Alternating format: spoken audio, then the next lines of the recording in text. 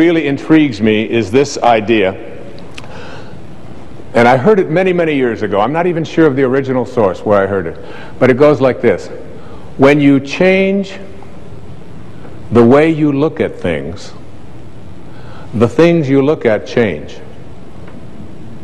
Albert Einstein once observed that you have the most fundamental and major decision that you have to make in your life is this: do I live in a friendly or a hostile universe? Which is it? Is it a universe that is filled with hostility and anger and people wanting to hate each other and people wanting to kill each other? Is that what you see? Because when you see the world that way, that's exactly what you will create for yourself in your life. This is from great scientific minds. And the interesting thing is that this is not just a clever play on words, that when you change the way you look at things, the things you look at change. It's actually a very scientific thing, and I'm going to show you that in just a moment. I'd like you to imagine the following scene. You're in your house. You've got your car keys in your hand. The lights go out. Power failure. You can't see a thing. You stumble around in your living room and you drop your keys. And you look around for a moment and you realize that you're never going to find them in the dark.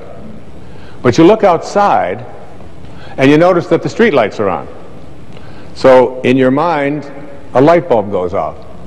I'm not going to sit around here in the dark and grope around looking for my keys when there's a light on outside. I'm going to go out here under the street light and I'm going to look for my keys. Why are you laughing? This makes a lot of sense. So you're out here and you're groping around and you're looking for your keys and you're looking and your neighbor comes along and says, "What happened, Wayne?" "Well, I dropped my keys." "Oh, I'll help you look for them." And the two of us are now down here looking for our keys. And looking, finally he says to me, "Excuse me, but where did you drop your keys?" "Well, I dropped them in the house." He said, "You mean to tell me that you dropped your keys in the house and you're looking for them out here in the streetlight? Doesn't make any sense." And I said, "Well, it doesn't make any sense to grope around in the dark when there's light out here."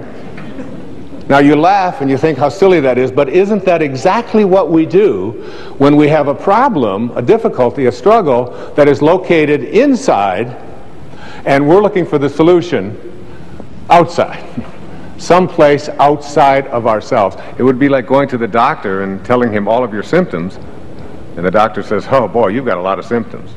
And he starts writing out prescriptions. You need a prescription for this symptom, you need a prescription for that symptom, and finally he gets this 4 or 5, and you go to walk out, and you say, "Well, I'd like my prescriptions." He said, "No, I'll give this one to your mother-in-law, and I'll give this one to your neighbor, and I'll give this one to your daughter, and I'll give this one to your father." I mean, you're the one with the struggles and with the difficulties, and expecting somebody else to change or something outside of you to get better in order for you to make your life work at this level that I'm calling intention is something you have to really take a hard look at. It's in here.